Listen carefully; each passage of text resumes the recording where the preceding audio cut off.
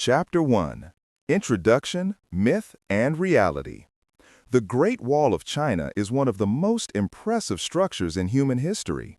It stretches like a mighty dragon through the northern landscapes of China, winding over mountains, valleys, and deserts, and seems insurmountable. For centuries, it has inspired travelers, historians, and adventurers alike. But behind the monumental structure lies not only an impressive feat of engineering, but also a history full of political power games, military strategies, and human deprivation. The wall is often portrayed as the eternal symbol of China, a border that protects the empire from invaders. But the reality is more complex. The Great Wall of China was never a uniform, continuous structure, as modern depictions suggest. It consists of countless sections that have been built, expanded, repaired, or destroyed over centuries by different dynasties. Some parts were made of earth and clay, others of solid stone, and the construction varied depending on the region, resources, and strategic purpose. The fascination with the wall lies not only in its length or height, but also in the story it tells. It reflects the quest for security and control, the fear of nomadic tribes from the north, and the ambition of rulers to make the power of the empire visible. At the same time, it is a testament to human perseverance and organization, a construction project that mobilized thousands of workers and had to overcome immense logistical challenges. In the centuries after its construction, the meaning of the wall changed. Originally a military defense structure, it later became a symbol of national unity, cultural identity, and political legitimacy.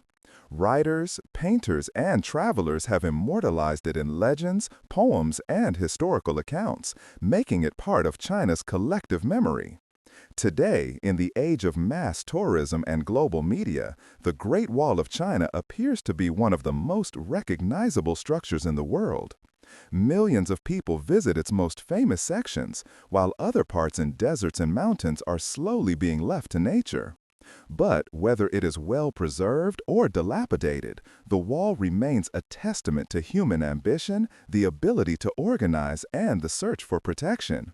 A structure that combines history and myth in a unique way. This chapter begins the journey along the wall, from its earliest origins to the great dynasties that expanded it to its role in modern culture. Each stone slab, watchtower, and section tells a story of power, fear, courage, and perseverance, stories that are still alive today in the landscape, legends, and consciousness of the people. Chapter 2. The Early History of the Walls in China. Before the famous Great Wall was built under Qin Shi Huang, there were already numerous defensive structures in China, which laid the foundation for the later construction project. The early Chinese states, which existed during the so-called Warring States period, 475 to 221 BC, were in constant conflict with each other and at the same time exposed to attacks by nomadic tribes from the north. In this environment, the first fortified structures were built to ensure the protection of settlements, trade routes, and strategically important regions. These early walls were often made of rammed earth, clay, or wood. They were not only military installations, but also political symbols of the power of the local rulers. Each wall showed the ability of a state to mobilize resources and organize the population.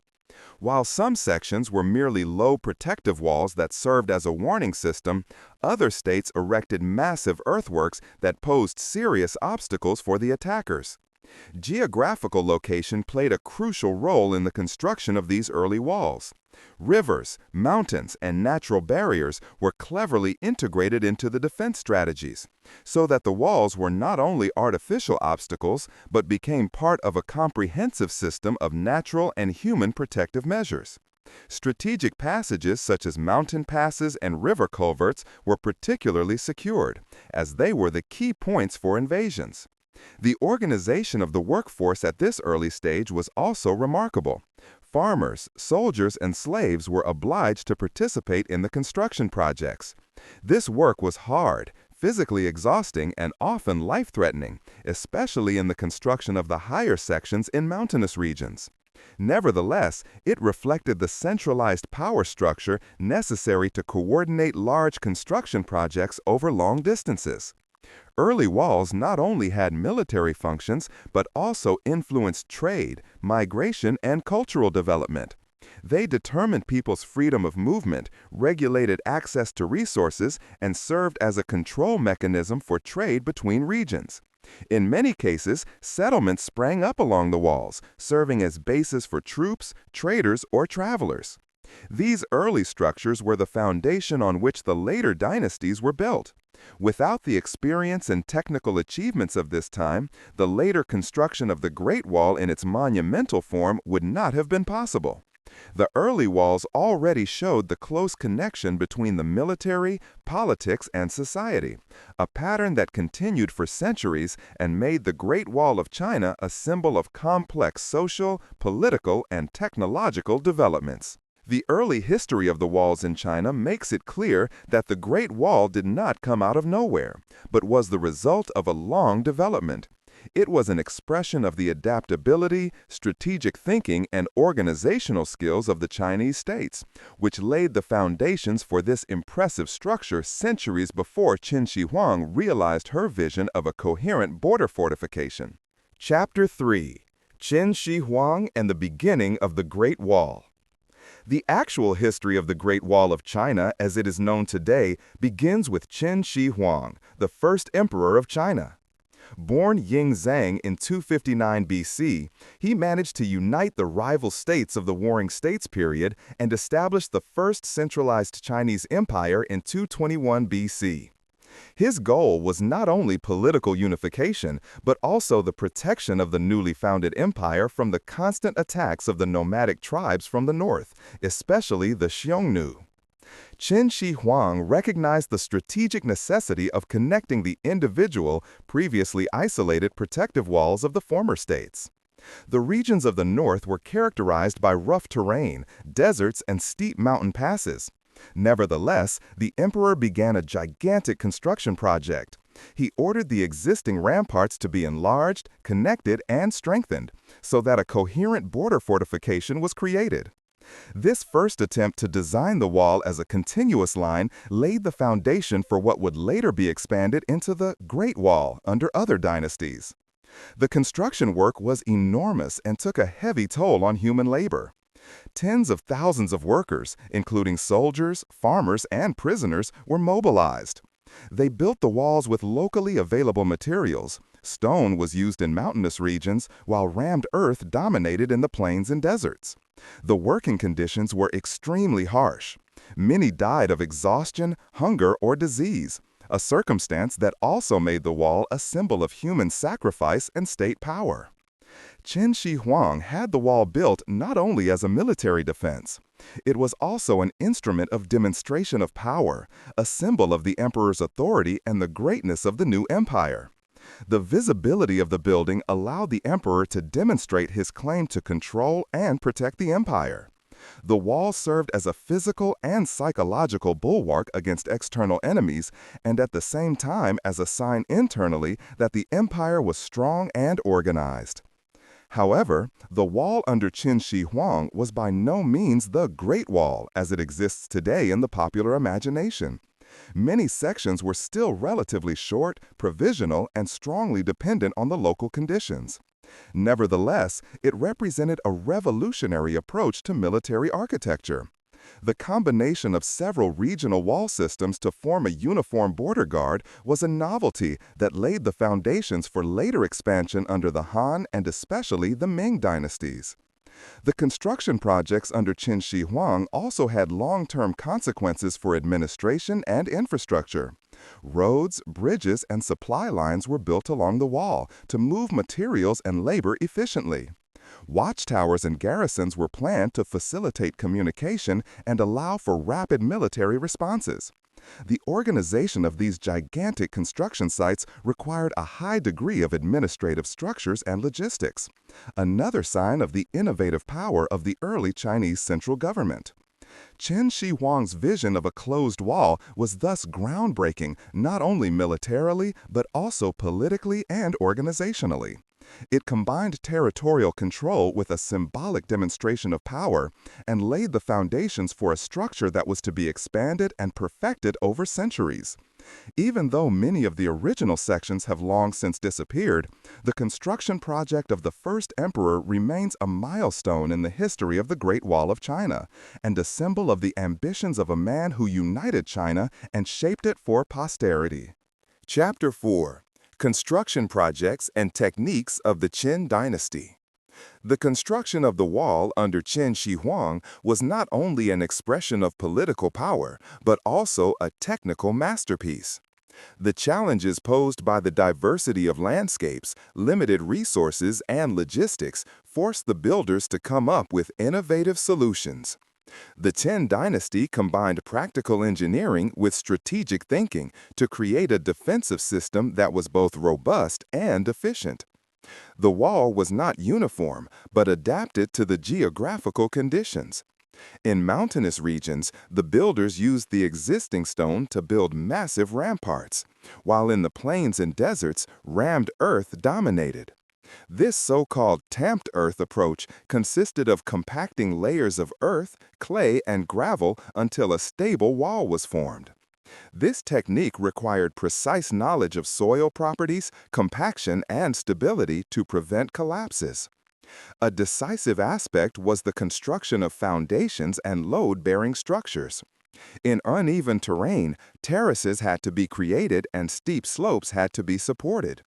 Watchtowers and military stations were strategically placed on hilltops and mountain passes to provide a broad overview of the surrounding country. These towers were not only used for defense, but also for communication. Smoke or fire signals could transmit messages over long distances, which facilitated the coordination of the troops. The organization of the workforce was a logistical masterpiece.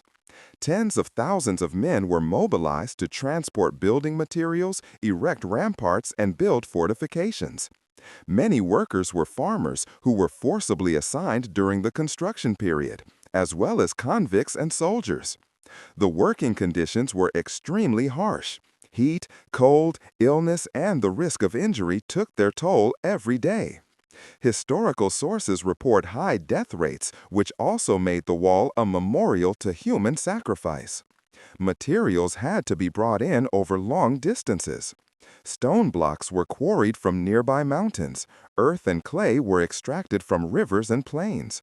Transport routes, so-called construction highways, were specially created to efficiently bring material to the construction sites. These logistical innovations testify to the organizational ability of the Qin administration and the centralized power of the emperor. The technique of compacting earth was crucial to ensure the stability of the wall. Workers pounded the earth into layers, creating a solid core that could resist erosion and weather. In some regions, stone slabs were also placed on the surfaces to make the wall more resistant. Such structural adaptations show that the Qin wall was not just a primitive earthwork, but an elaborate defensive system that combined engineering and strategic planning. The Qin dynasty also placed great emphasis on the integration of existing walls. Many local rulers had already built small protective walls, which were now connected and strengthened. For the first time, this created an almost coherent defense system that separated the North Chinese Empire from the nomadic threats. This connection was fundamentally different from the earlier isolated ramparts and marked the beginning of a wall that was to be expanded and perfected over centuries. In conclusion, the construction projects of the Qin dynasty not only fulfilled military necessities, but also represented a milestone in engineering. They combined strategic planning, logistical organization, and structural knowledge into an overall concept that laid the foundation for the later Great Wall. The Qin Wall was the first project to realize the dream of an uninterrupted protective wall, while demonstrating the new empire's ability to mobilize people and resources on an unprecedented scale. Chapter 5: Expansions in the Han Dynasty. After the death of Qin Shi Huang in 210 BC and the rapid collapse of the Qin dynasty, the Han dynasty came to power. Under the rule of the Han, the Chinese Empire was again consolidated and significantly expanded. With the growth of the empire and the continuing threats from nomadic peoples from the north, a renewed need for strong border fortifications arose. The Qin Dynasty wall formed the foundation, but the Han Dynasty made extensive expansions and adjustments. The Han emperors pursued a two-pronged strategy. On the one hand, they wanted to further expand the wall in order to effectively protect the empire against invasions, and on the other hand, they used the border fortifications to control trade, migration, and administration. During this phase, the wall became an integral part of the Reich's military infrastructure. New sections were built, existing ramparts were reinforced, watchtowers were expanded, and military garrisons were established. Especially in the western regions of China, along the Silk Road, the importance of the wall increased. The construction method remained essentially indebted to the technology of the Qin dynasty. In mountainous areas, the use of natural stone continued to dominate, while in the plains, rammed earth was used. However, the Han builders introduced improvements. They strengthened the foundations, widened the width of the walls, and strategically designed the ramparts to make flank attacks more difficult. The watchtowers have also been designed to be more numerous and functional in order to optimize communication between the troops. The management of the construction projects continued to be strictly centralized. The Han Dynasty had a sophisticated system of labor allocation, transportation, and supplies. Material transport and logistics were crucial, especially in remote regions where stones, earth, and water had to be brought in over long distances. Historical sources report that tens of thousands of workers were used in these projects, including farmers, soldiers, and convicts. The workload was enormous, and the conditions again led to high losses among the workers. The Han Dynasty used the wall not only as a defensive structure, but also as a means of border surveillance. The watchtowers served as signaling facilities, storage facilities, and accommodation for soldiers. From here, troops could be quickly mobilized to repel attacks or control nomadic movements. The wall thus served as an early warning system that allowed the empire to recognize and react to threats at an early stage. Another important function of the wall under the Han was economic control. Trade routes were monitored, taxes were levied on the movement of goods, and access to fertile regions or strategic passages was regulated. The wall thus became a multifunctional structure that fulfilled military, administrative, and economic purposes at the same time. The expansions of the Han Dynasty marked a decisive step in the history of the Great Wall of China. The Qin structures were not only preserved, but systematically expanded, improved, and integrated into a complex network of walls, towers, and garrisons. This network served as a template for later dynasties for centuries, especially the Ming, who made the wall in its final form what we know today as the wonders of the world. The Han expansions clearly show that the wall was not only a symbol of military power, but also an instrument of political control, economic regulation, and territorial integration. It was a living system that adapted to the needs of the empire while continuing the tradition of the Qin dynasty. With these developments, the wall began to consolidate its role as a central element of China's state organization and as a timeless symbol of national identity. Chapter 6. Defense against the Xiongnu and other nomadic tribes. The Great Wall was never just a structure. It was primarily a military instrument intended to ensure the protection of China from the nomadic equestrian peoples of the north. During the Han Dynasty, the threat from the Xiongnu, a powerful confederate people of the steppes, was particularly severe. These nomadic tribes had highly mobile cavalry armies that could quickly cross the open plains of northern China. For the Chinese Empire, this meant a constant challenge that required not only military prowess, but also strategic planning and logistical organization. The walls served as the first line of defense. Their watchtowers made it possible to raise the alarm quickly, and garrisons could be sent immediately to threatened regions. Communication between the towers took place by means of smoke and fire signals, drums, or flags, an early form of remote warning that was often decisive for repelling raids. The nomadic tribes were flexible, but the wall presented them with a physical obstacle that restricted their movements and made the attacks more predictable. However, the military use of the wall went beyond pure defense. It served as a base for counterattacks and patrols along the border.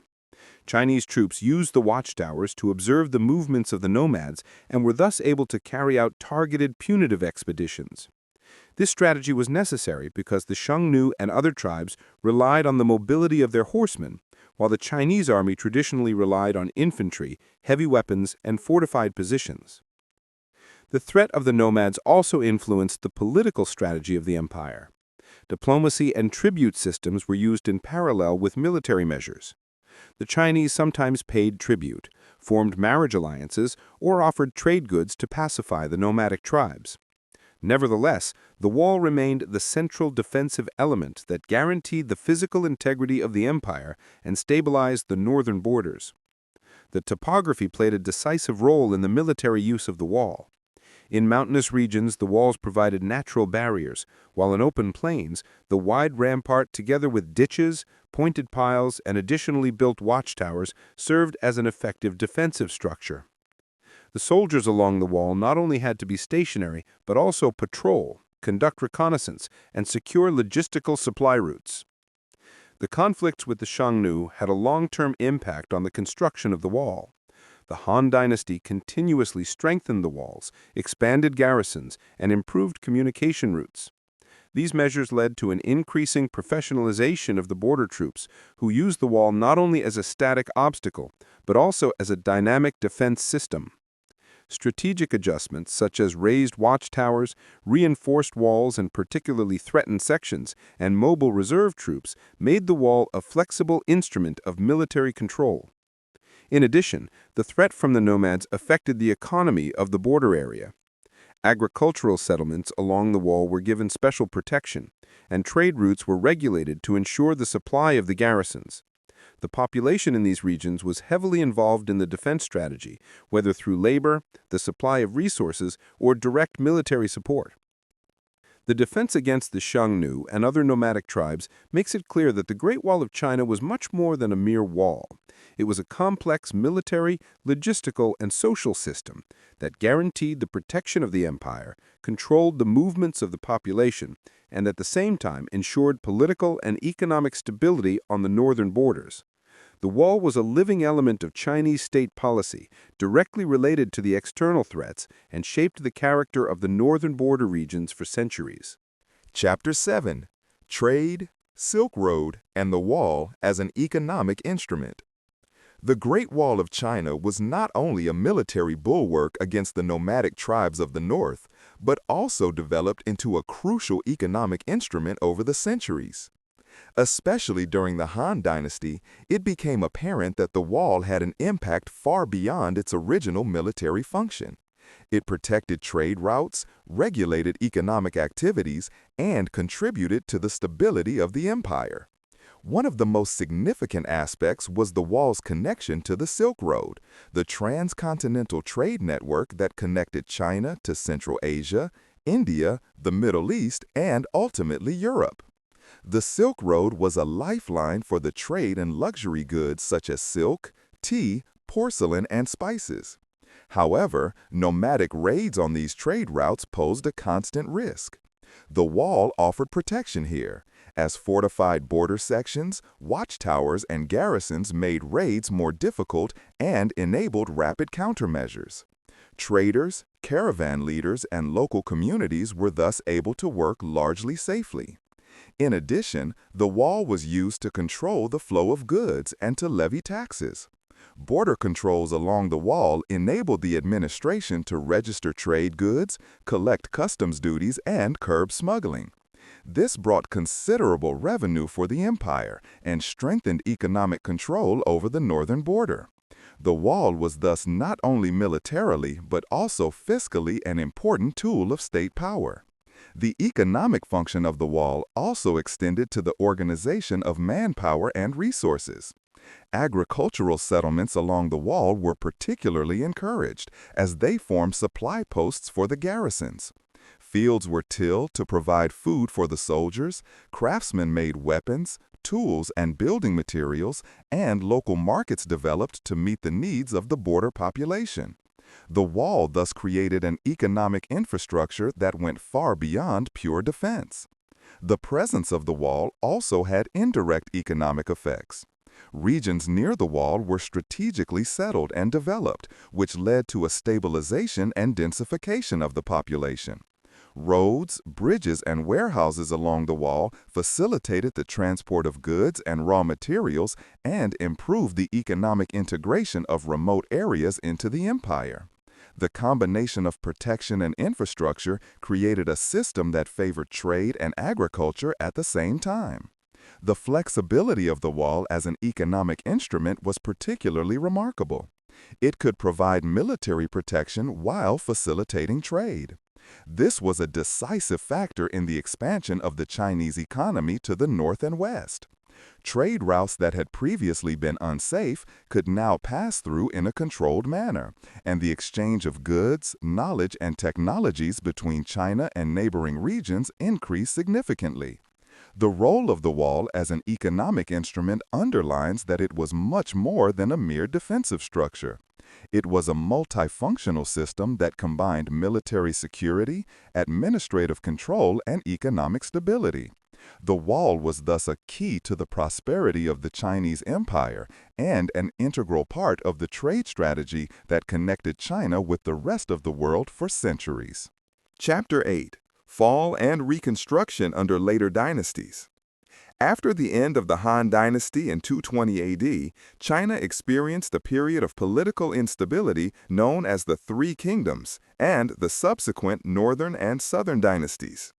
During these centuries, the Great Wall of China was increasingly forgotten. Parts of the walls fell into disrepair, watchtowers collapsed, and the fortified sections were often damaged by erosion, natural disasters, and neglect. Military threats from nomadic groups continued to increase, but the political and economic resources of the empire were not sufficient to ensure comprehensive maintenance. During this phase, the focus of the defense strategy shifted. Regional rulers focused on short-term military measures and improvised fortifications rather than long-term wall systems. Many former border sections were used by the local population as building material, as stones and clay were more accessible than before. Historical reports from this time speak of a partial overgrowth of the wall, with some sections only recognizable as rows of hills or weak earth walls. The Sui dynasty, 581 to 618 AD, once again recognized the strategic importance of the northern borders. Under Emperor Wen, the rulers began to repair old sections of the wall and build new sections. The focus was on connecting existing walls and establishing additional garrisons to control the movements of nomadic peoples in the north. Despite these efforts, the Sui wall was only partially stable due to limited resources and technical challenges, and could only partially repel the attacks of the northern cavalry armies. The Tang Dynasty, 618 to 907 AD, continued the project, but under different conditions. The Tang rulers pursued an aggressive foreign policy that relied on diplomatic alliances, tribute systems, and military expeditions. The wall no longer had a defensive function, but also served as a control instrument for trade routes and border regions. Important trade routes along the Silk Road were secured, but the actual protection against nomadic tribes sometimes took a backseat as the Tang army operated in mobile campaigns. It was not until the Ming Dynasty, 1368 to 1644 AD, that the Great Wall of China experienced a comprehensive rebirth. After the expulsion of the Mongols, the Ming rulers recognized the need for a massive and permanent defense system. New stone and brick walls were built, existing sections were reinforced, watchtowers and fortresses were modernized. The Ming Great Wall as we know it today was very different from its predecessors. It was wider, taller, and more stable, made of sturdy materials and strategically laid out across mountain ranges, rivers, and plains. The reconstruction work under the Ming led to a professionally organized border defense. Soldiers were permanently stationed, communication systems such as signal beacons and drums were expanded, and intensive monitoring of trade and migration routes was established. The wall was now a symbol of China's stability, power, and technical feat. It combined military, administrative, and economic functions to an extent never achieved before. In summary, the Great Wall of China went through a cycle of decay and reconstruction between the Han and Ming dynasties. Political instability, lack of resources, and the forces of nature led to periodic declines, while the reconstruction phases under strong dynasties repeatedly made the wall an essential element of border security and state organization. The wall was thus understood not only as a military structure, but also as a symbol of continuity, adaptability, and technological innovation in China. Chapter 9. Architecture and Construction Methods of the Ming Dynasty. The wall as we know it today owes its current appearance largely to the construction activities of the Ming Dynasty. After the expulsion of the Mongols in the 14th century, the Ming rulers recognized the need for permanent and technologically advanced border protection. Among them, the Great Wall of China reached a dimension and quality that is unique in world history in its complexity.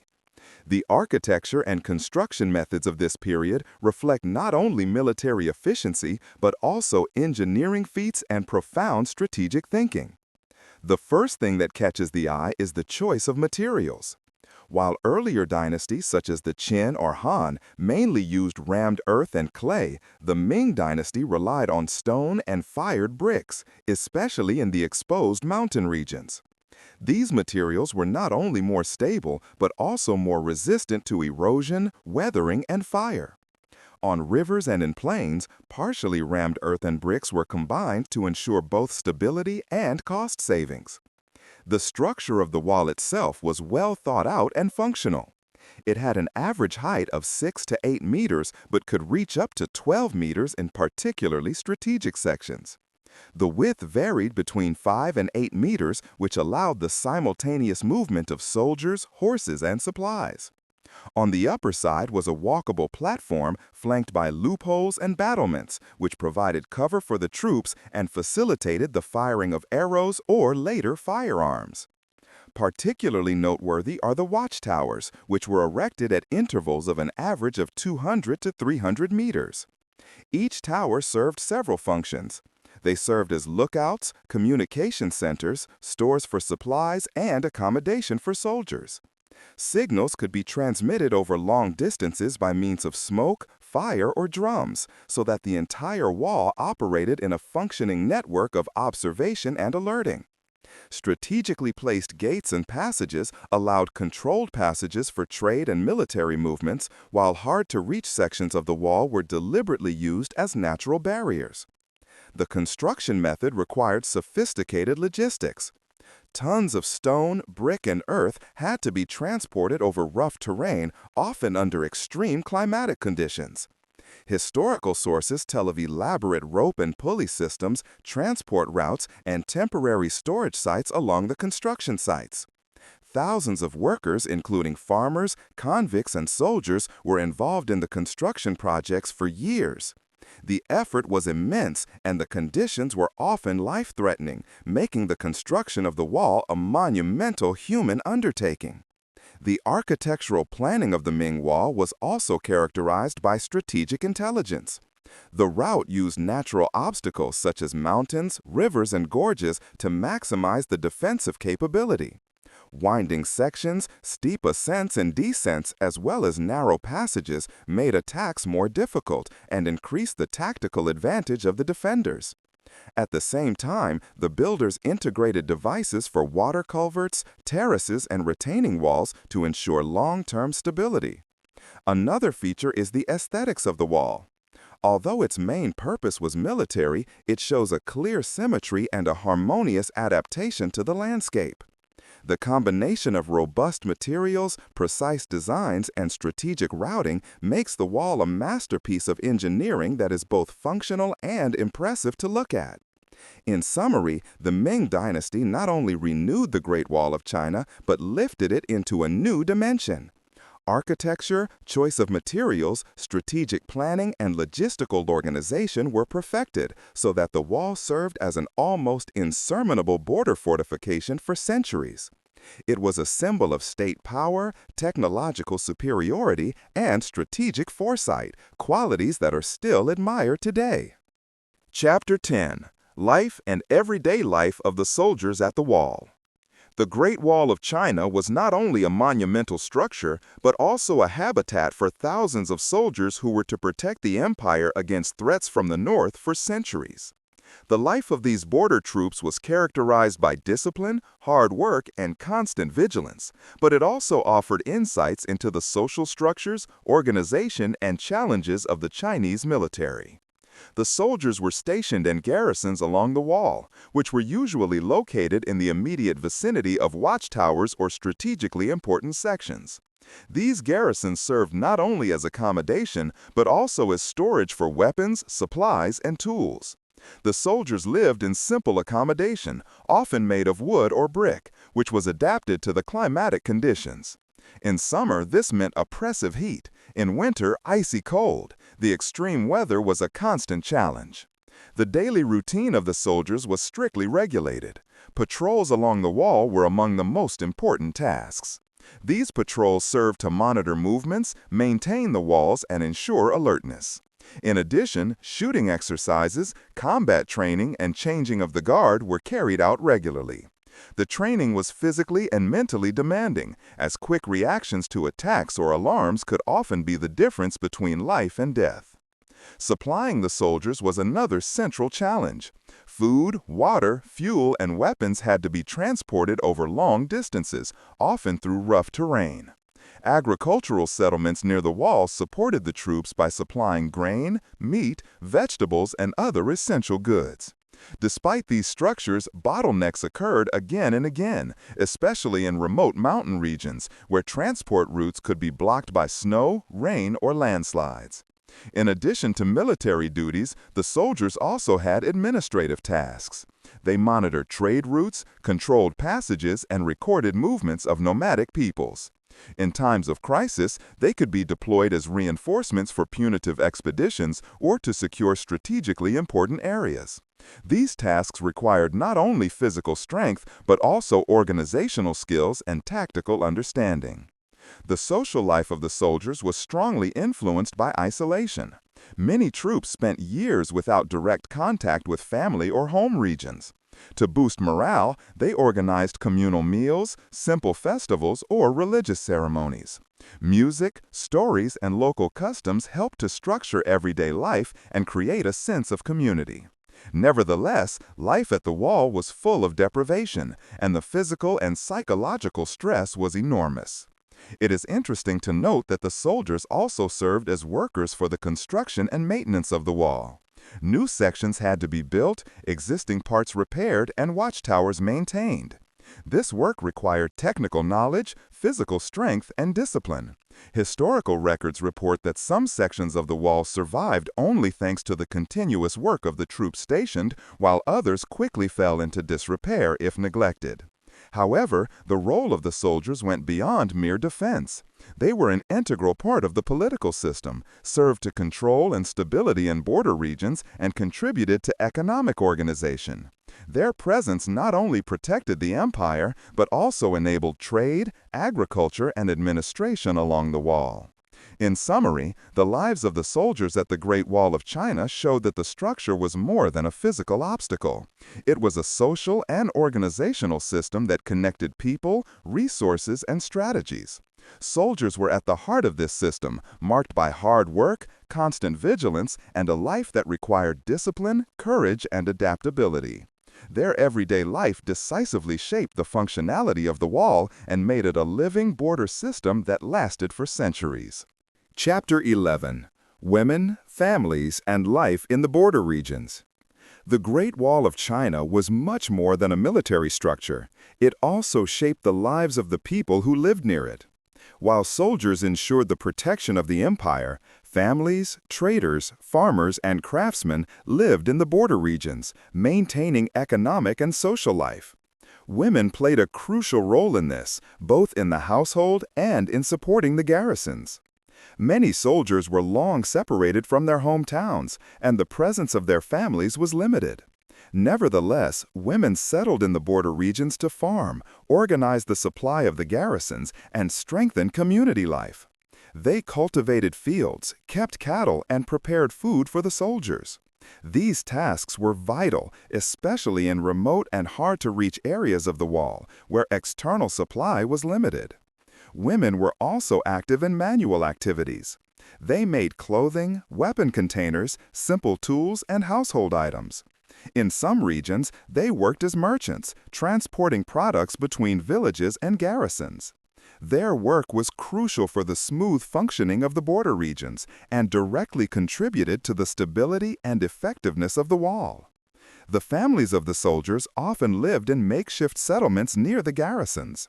Children grew up under harsh conditions, but learned early on the skills that were necessary in this border region: agriculture, crafts, and, in some cases, military knowledge. Women took over the education and created structures that facilitated survival in these often inhospitable areas. Social and cultural aspects were also important. Festivals, religious rituals, and communal celebrations strengthened the feeling of togetherness. Women often organized these events, gave moral support to the soldiers, and maintained local traditions. Despite the remoteness, stable communities were created that made life at the wall more humane and bearable. The presence of families and women was also of strategic importance. Settlements along the wall served not only for supplies, but also as checkpoints and as an early warning system. Farmers and traders observed movements of nomadic tribes, reported suspicious activity, and thus indirectly helped defend the empire. Women thus actively contributed to the protection of border regions, even if their role often remained in the background. The living conditions were hard. Extreme climatic conditions, conflicts, diseases, and isolation pose major challenges. Nevertheless, resilient communities developed based on mutual support, division of labor, and adaptability. Women were central actors in this, whose influence is often underestimated but was crucial for the survival and functioning of the wall regions. In summary, the lives of the women and families along the Great Wall of China show that the structure was not only of military importance. It created social structures, promoted economic activities, and made it possible to live together in a border region that would otherwise have consisted only of hardship and isolation. Women were an integral part of this system, as providers, organizers, and silent heroes of border life, whose work was instrumental in supporting the stability and functionality of the wall. Chapter 12: Conflicts and Sieges Along the Wall. The Great Wall of China was not only an architectural masterpiece, but also the center of numerous military conflicts. Despite its imposing construction, it was not an insurmountable barrier. Nomadic tribes, rebels, and foreign armies have repeatedly sought ways to cross China's borders. The history of the wall is therefore also a history of constant conflicts, sieges, and strategic innovations. From the early times, even during the Qin and Han dynasties, the wall served as the first line of defense against nomadic tribes from the steppes of the north. These groups, including the Xiongnu and later the Mongols, used mobility, surprise attacks, and knowledge of the terrain to test China's borders. The wall delayed attacks, but it was often not enough to permanently repel large invading armies. Under the Ming Dynasty, the Great Wall of China reached its current strategic importance. The Ming forces established a network of watchtowers, garrisons, and signal stations to respond quickly to threats. Nevertheless, conflicts arose again and again. Nomadic horsemen skillfully exploited the narrow topography of the mountains, valleys, and passes, looking for weak points in the wall or luring garrisons into ambushes. Historical sources report raids in which parts of the wall were destroyed or bypassed, highlighting the permanent need for repairs and supplies. Sieges along the wall were often lengthy and demanded enormous resources from both sides. Attackers used mobile siege devices, surprise winter attacks, or acts of sabotage. The defenders relied on coordinated signals, stockpiling, and the use of bows and arrows, and later also firearms to repel the attacks. The wall itself served as a platform for defense. Elevated positions allowed for better lines of sight and precise fire on the attackers. A particularly important aspect was the psychological effect of the wall. For the Chinese soldiers, it symbolized protection, control, and state authority. It was often intimidating for attackers, slowing down their movements and increasing the risks of attacks. Nevertheless, no wall could completely insulate. Military tactics, flexibility, and strategic planning were as crucial as the physical structure. In addition to direct military conflicts, the wall also had a preventive function. Their presence signaled to the nomadic tribes that the empire was organized, vigilant, and ready to fight. Trade, diplomacy, and tribute systems were often used in conjunction with the wall to avoid conflict or control conflict at an early stage. Nevertheless, sieges, looting, and border skirmishes remained constant companions of wall life. In summary, the Great Wall of China was much more than a structure made of stone and bricks. It was the center of a complex defense system that combined military tactics, strategic planning, and human effort. Conflicts and sieges along the wall make it clear that their strength lay not only in height or thickness, but in the combination of architecture, logistics, troop presence, and organizational skills. Without the tireless efforts of the soldiers and the constant adaptation to new threats, even the most impressive structure in China would not have lasted for centuries. Chapter 13: Trade, Economy, and Control of Border Regions. The Great Wall of China was not only a military bulwark, but also a crucial tool for controlling and organizing economic activities along the northern border. While it made attacks and encroachments more difficult, it also played a central role in monitoring trade routes, regulating the flow of goods, and securing revenue for the state. Even in the early days of the wall, rulers recognized that economic stability was inextricably linked to military security. Border regions were not only front lines, but also places of trade, agriculture, and crafts. The wall marked these zones, created checkpoints, and allowed customs duties to be levied on goods that were imported or exported. Trade with nomadic tribes that supplied horses, skins, wool, and salt could thus be regulated and monetized. Marketplaces and trading posts were often built directly on or near the wall. Here, traders from the border villages met with travelers, military personnel, and caravans. The wives and families of the soldiers actively participated in these economic activities, producing food, clothing, or handicrafts, and exchanging them for necessary goods. These markets not only contributed to the supply of the garrisons, but also promoted cultural exchanges between different regions. The control of border regions was closely linked to the monitoring of trade routes. Gates, passages, and signal stations were used to monitor the flow of goods, prevent smuggling, and ensure compliance with taxes. Soldiers and civil servants worked hand in hand here.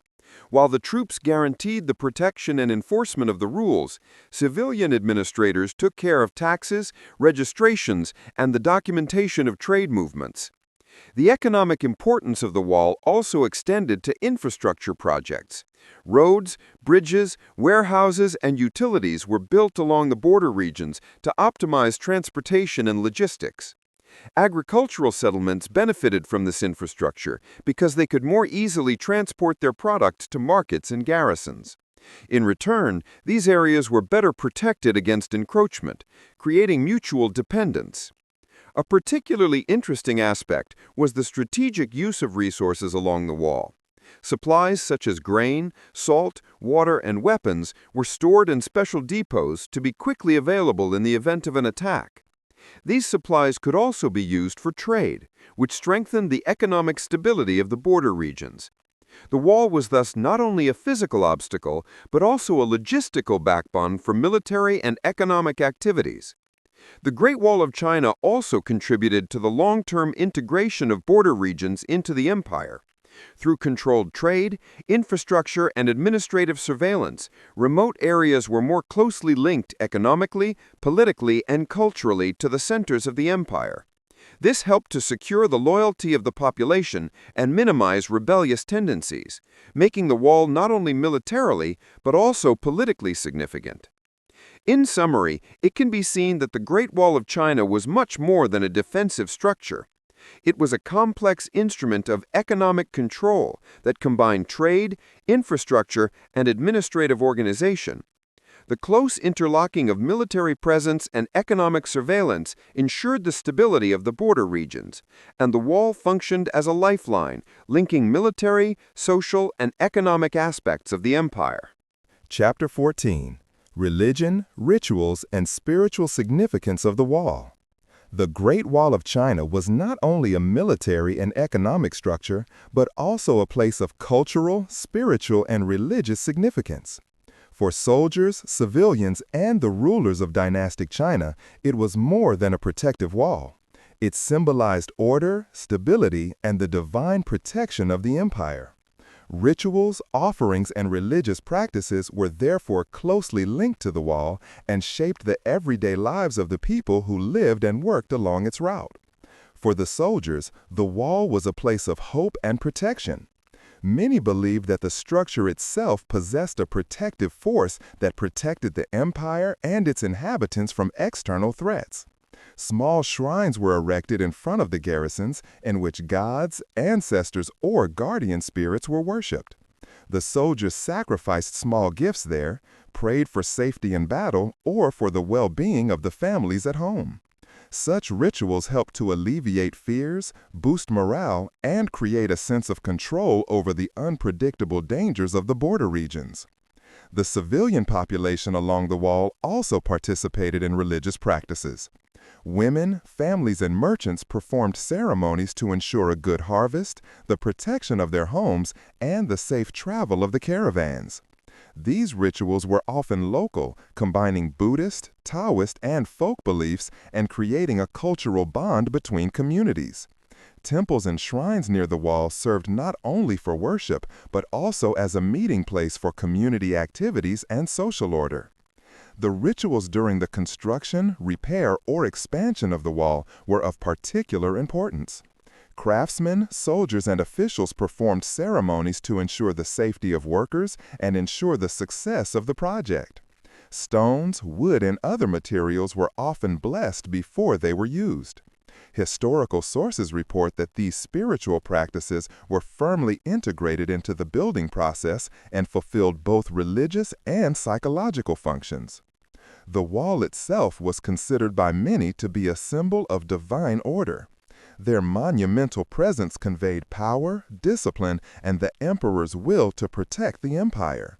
Rituals and ceremonies along the wall strengthened this symbolism by manifesting the connection between heaven, emperor, and people. Festivals, processions, or offerings made the wall a spiritual experience that went beyond purely practical defensive tasks. Another aspect was the function of the wall as a place of remembrance and admonition. Tombstones, inscriptions, and small monuments along the route commemorated fallen soldiers, heroic deeds, and the continuous effort to protect the empire. These places were significant for the communities as they anchored identity, pride, and cultural memory. In summary, the Great Wall of China not only fulfilled military or economic functions, but was also deeply involved in the spiritual life of the empire. Rituals, religious practices, and symbolic meaning boosted the morale, promoted community life in the border regions, and manifested the idea of an orderly, protected world. The wall was thus a structure that combined stone, man, and spirit and served for centuries as a symbol of protection, order, and cultural identity. Chapter 15. Techniques, Materials, and Architecture of the Wall. The Great Wall of China is not only a symbol of military power, but also a masterpiece of architecture and engineering. Its construction over centuries required sophisticated techniques, the use of local materials, and precise planning that met both geographical conditions and strategic requirements. The architecture of the wall is a reflection of the technological and organizational capabilities of the Chinese dynasties. The choice of building materials varied greatly depending on the region, topography, and availability. In mountainous areas, stones and rocks were usually used, which provided both stability and resistance. In flatter plains, rammed earth, clay, and wood were used, sometimes combined with bricks.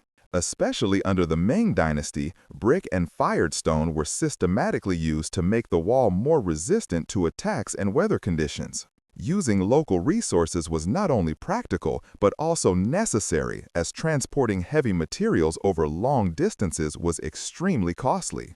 The construction method itself was extremely sophisticated. In steep mountain regions, terrace structures have been erected to ensure stability and prevent landslides. Watchtowers and bastions were integrated at regular intervals to enable observation, communication, and defense. The wall varied in height and width. While it could be up to 10 meters high and 5 meters wide in strategically sensitive areas, other sections were simpler and served mainly as markers and signal paths. Signal towers and garrisons were essential architectural elements.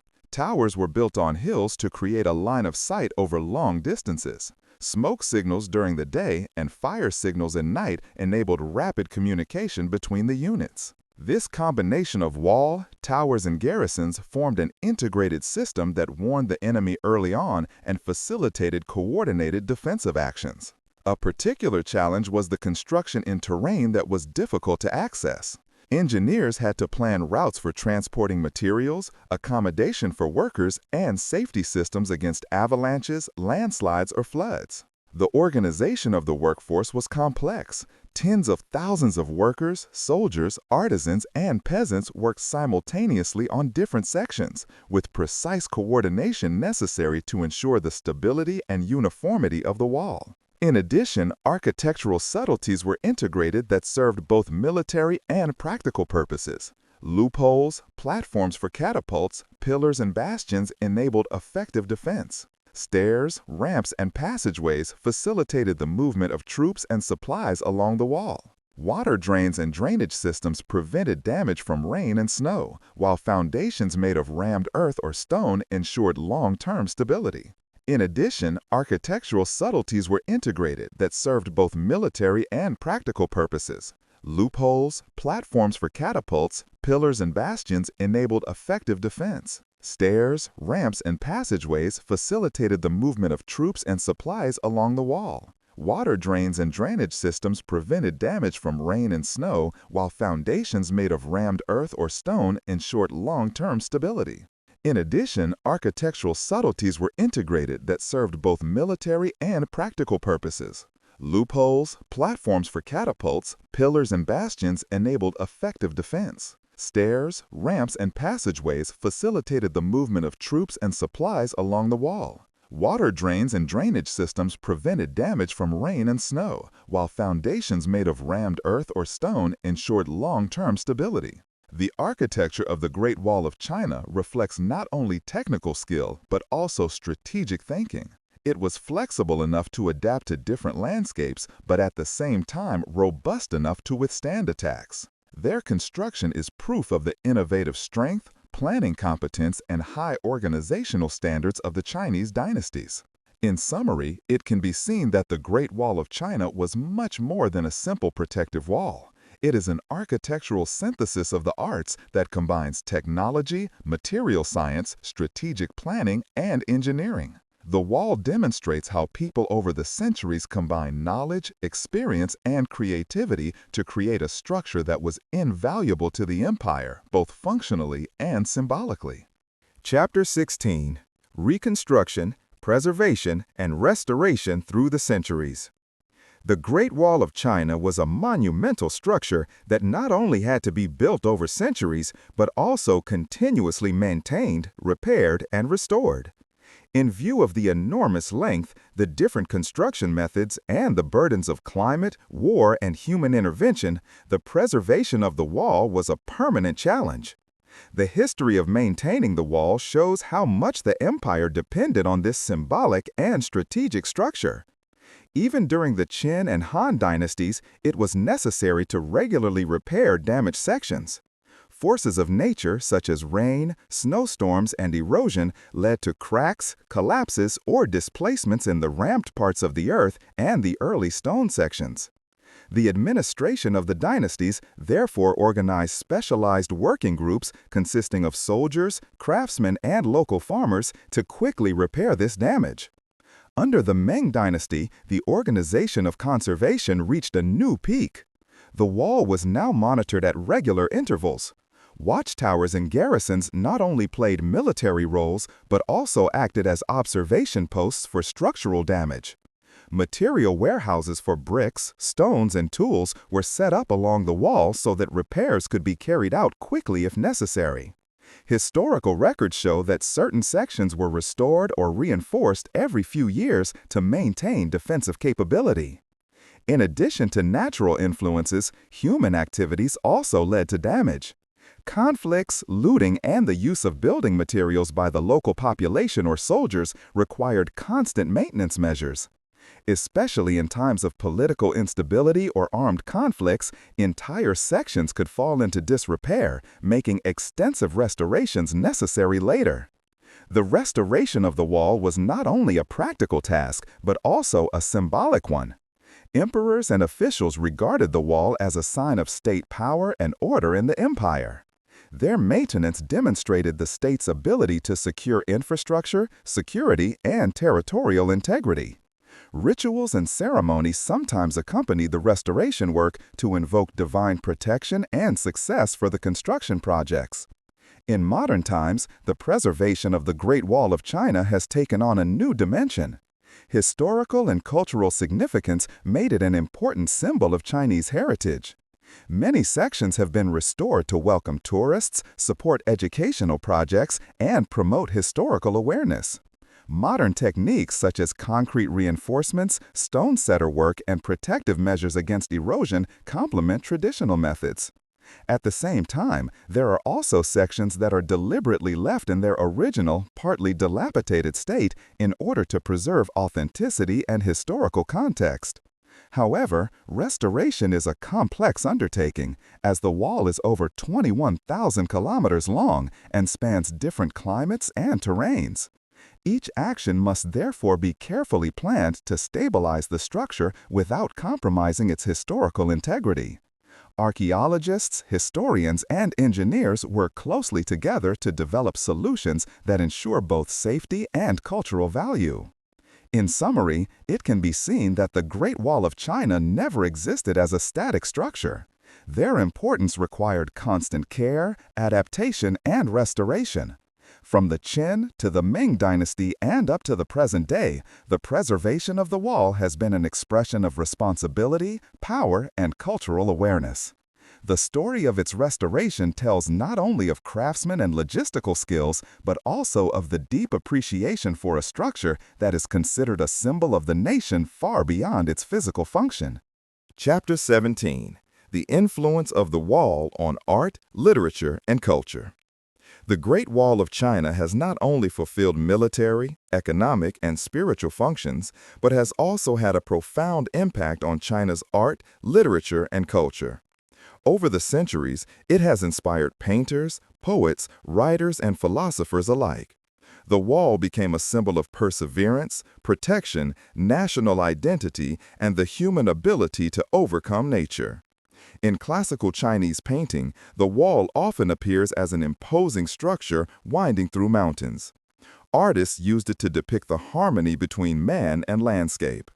The wall symbolized civilization's ability to bring order to wild nature without destroying its beauty. Especially during the Ming Dynasty, numerous works were created that captured not only the architectural form, but also the emotional effect of the wall on the viewer. Majestic, indomitable, and at the same time harmoniously embedded in the landscape. The wall also found a permanent place in literature. Poets described it as the border between the known realm and the endless dangerous steppe.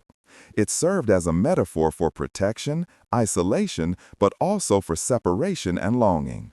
Letters from travelers, memoirs from soldiers, and historical chronicles portray the wall as both a physical barrier and a mental challenge that required discipline, courage, and perseverance. Especially in the poetry of the Tang and Song dynasties, it became a symbol of strength and constancy, but also of the limitation of human reach. The wall also influenced philosophical thinking. Confucian scholars saw it as a symbol of order, duty, and responsibility. It embodied the idea that humans can shape and protect the environment through planning, discipline, and cooperation. Taoist thinkers looked at the wall more from the perspective of harmony with nature, discussed the balance between human construction and natural landscape, and viewed the wall as an expression of this complex relationship. In modern culture, the Great Wall of China has further increased its symbolic value. It is used in films, photography, music, and pop culture as an iconic structure. Tourists, historians, and artists worldwide associate it with China, national pride, and the human ability to erect monumental structures. Today, the wall serves as a memorial to historical achievements, as a tourist highlight, and as a cultural symbol that is recognized far beyond China's borders. In addition, there are numerous stories, legends, and myths about the wall. They tell of master builders, soldiers, ghosts, and historical personalities whose fate was closely linked to the wall.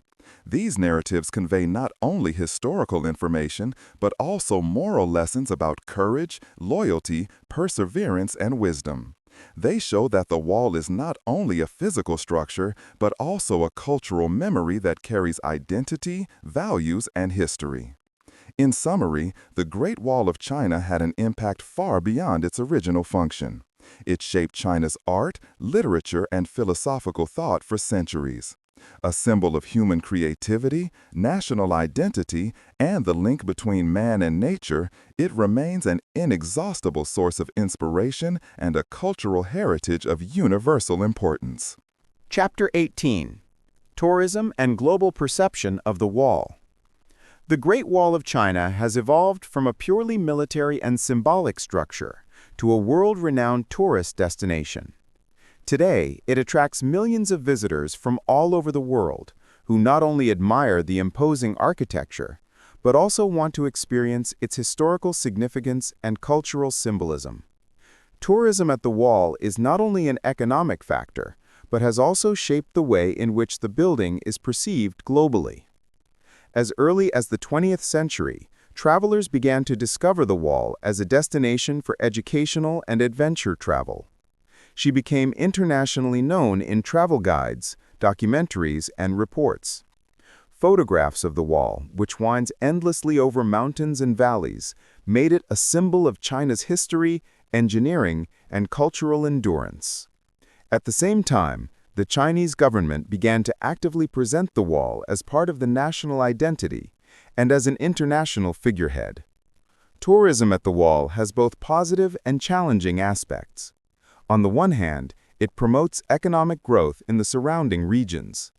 Hotels, restaurants, souvenir shops, and local service providers benefit directly from visitors. Tourism projects have also helped improve infrastructure, roads, and transportation, which in turn facilitates the accessibility of the wall. On the other hand, mass tourism poses challenges for the preservation of the wall. Exposure to large crowds can cause erosion and damage to the old structures. Historical sections that are less stable need special protection or restoration to ensure the safety of visitors while preserving historical authenticity.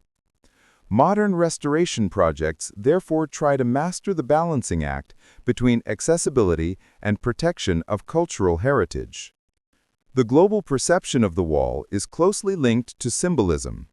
It is often seen as a symbol of China itself, its long history, its ability to create monumental things, and its power to preserve cultural traditions. The wall appears again and again in international media, films, and advertising, often as a metaphor for endurance, protection, or even as a tourist attraction. The result is a global image of the wall that encompasses both its physical presence and its symbolic meaning. For visitors from all over the world, The experience at the wall is also a cultural journey. Many tourists use guided tours, information centers, and museums to better understand the historical and architectural dimension. Hikes along lesser-visited sections also give a more authentic sense of the original construction and strategic function. Photography, documentation, and social media presence help to ensure that the wall continues to have an international presence and reaches new generations. In summary, the Great Wall of China today is much more than a structure made of stone and earth. It is a global symbol, an economic engine, and a cultural experience that attracts visitors from all parts of the world. Their tourism shows how historical monuments can retain significance over centuries through experience, perception, and symbolic power, while bridging the gap between past and present, between local heritage and global consciousness. Chapter 19: Threats, Challenges, and Protective Measures in the Present. The Great Wall of China, which has been built and maintained over thousands of years, is now facing new and complex challenges. Although it remains a symbol of national identity and a cultural heritage of inestimable value, both natural and human influences threaten its substance. The protection of the wall therefore requires comprehensive strategies that reconcile historical authenticity, environmental sustainability, and modern use. One of the biggest threats to the wall is natural erosion. Rain, wind, temperature fluctuations, and frost continuously affect the old walls. Especially the rammed earth and the early stone sections are susceptible to cracks and collapses. In mountainous regions, landslides or avalanches cause entire sections to become unstable. In addition, there is the vegetation. Roots of trees and shrubs can undermine the structure, while moss and moisture decompose the stone. In addition to natural influences, human activities also pose a serious danger. Uncontrolled tourism, vandalism, theft of building materials, and nearby construction projects can cause damage. Agricultural use, resource extraction, and the construction of roads nearby further endanger historical sections. Even well-intentioned restorations without professional planning can affect the stability and authenticity of the wall in the long term. To meet these challenges, various protective measures have been introduced. The Chinese government has placed the Great Wall of China under special protection as a national cultural heritage. Strict regulations regulate access to sensitive sections, and visitor numbers have been limited in particularly vulnerable areas. Restoration projects are supervised by archaeologists, engineers, and historians to ensure that traditional construction methods and materials are preserved as much as possible. Modern technologies also play a central role in protecting the wall. Satellite monitoring, 3D scans, and drones make it possible to detect damage at an early stage and plan precise restoration measures. Engineers are also developing special drainage systems, support structures, and material protection measures to make the wall more resistant to environmental stresses. At the same time, educational programs are being carried out for local populations, tourists, and authorities to raise awareness and responsibility for the preservation of the wall. International cooperation complements national efforts. UNESCO and other organizations support projects to protect and document the wall. Research projects investigate historical construction methods, material properties, and long-term stability in order to develop innovative solutions for the preservation of this unique structure. In summary, it can be seen that the Great Wall of China is by no means invulnerable, despite its massive construction and centuries of history.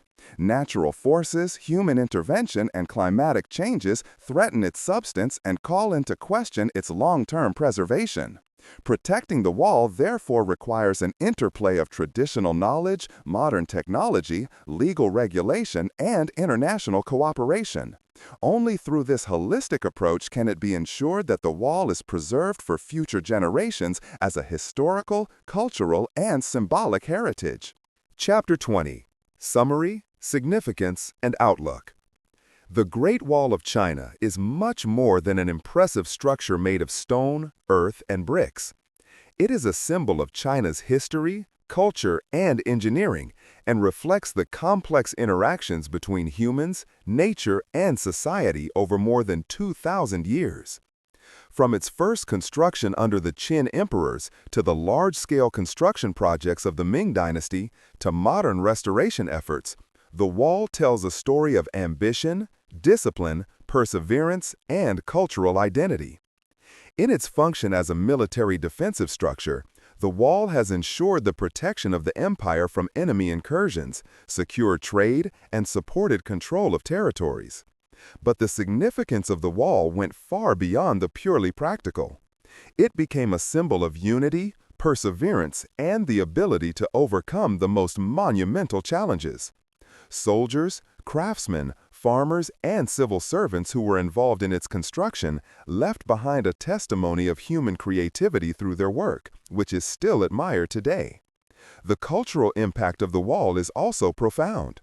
It inspired painters, poets, writers, and philosophers, shaped art and literature, and was interpreted in philosophical discourses as a symbol of order, perseverance, and national identity. Legends, stories, and myths surrounding the wall carry on the knowledge and moral values of past generations and thus connect the past and present in a unique way. In today's world, the wall is a global symbol and a tourist highlight of international importance. Millions of visitors from all over the world experience the wall not only as an architectural masterpiece, but also as a cultural heritage that embodies identity, history, and creativity. At the same time, mass tourism poses new challenges for the protection of the wall. Environmental pollution, human intervention, and climatic changes require innovative and sustainable strategies to preserve the substance and authenticity of the wall. The future of the Great Wall of China, therefore, lies in the balance between protection, use, and appreciation. Modern technologies, international cooperation, archaeological knowledge, and educational policy measures form the basis for a responsible handling of this unique building. The wall will continue to inspire researchers, artists, travelers, and historians, and serve as a symbol of human creativity, cultural heritage, and perseverance. In conclusion, the Great Wall of China is far more than the sum of its stones. It is a living testimony of history, a cultural memory, a source of inspiration, and a symbol of man's ability to realize visions that will last over time. Its significance extends from the past to the present and will continue to fascinate, teach, and connect generations in the future.